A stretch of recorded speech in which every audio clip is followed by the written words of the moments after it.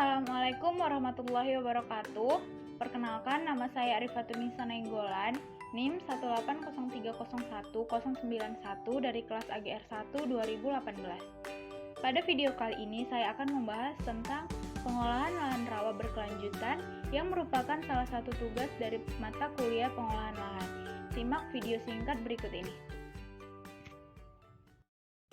Berikut adalah literatur yang saya pakai yang disusun oleh Didi Ardi Suryadikarta pada tahun 2012.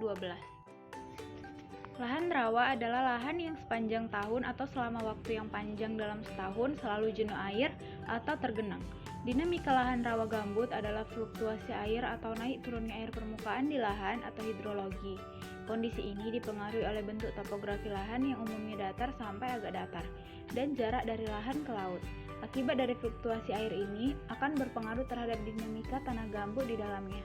Sifat fisik tanah gambut yang paling berperan adalah subsidence atau penurunan ketebalan gambut, sifat kering tak balik atau irreversible drying, dan daya sangga tanah yang rendah yang disebabkan bobot isi atau BD gambut yang rendah.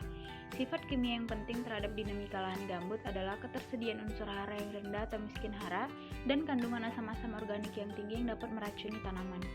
Masalah biologi yaitu terjadi kehilangan unsur C dan N akibat mineralisasi C dan N organik. Di bawah lapisan gambut sering pula ditemukan tanah aluvial yang mengandung pirit.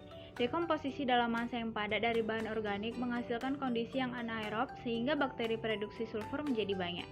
Sulfida dihasilkan oleh bakteri tersebut dan terakumulasi dalam ruang pori-pori sebagai H2S atau bergabung dengan besi membentuk endapan besi sulfida atau FeS. Teknologi pengelolaan lahan rawa gambut. Yang pertama adalah tata air makro. Perbaikan tata air makro seperti memperbaiki saluran primer, sekunder, dan tersier.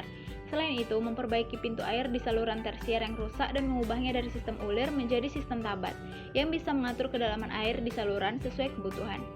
Pada daerah banjir telah dibuat tanggul untuk menahan banjir pada musim penghujan. Yang kedua adalah tata air mikro. Pada tipe luapan A, maka di lahan bisa digunakan sistem aliran satu arah.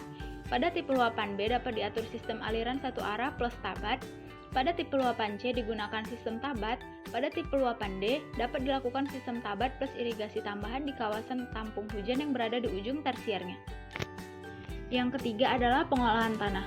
Pada lahan bergambut, sebaiknya tanah diolah sampai gembur atau melumpur dengan mencampurkan lapisan gambut dan tanah mineral di bawahnya. Yang keempat adalah ameliorasi dan pemupukan. Pemberian bahan ameliorasi dan pemumpukan merupakan peranan penting dalam rangka meningkatkan kualitas dan produktivitas lahan pasang surut, mengingat kondisi lahan yang masam dengan tingkat kesuburan tanah yang alami rendah. Alat dan mesin pertanian. Pengembangan alsintan di lahan rawa ditentukan oleh faktor biofisik seperti kekerasan tanah, sisa tunggul kayu, dan lain-lain. Pengolahan tanah di lahan gambut pasang surut selain untuk menggemburkan tanah dan pengendalian gulma, juga untuk pelumpuran sebagai upaya untuk meningkatkan daya menahan air khususnya sawah.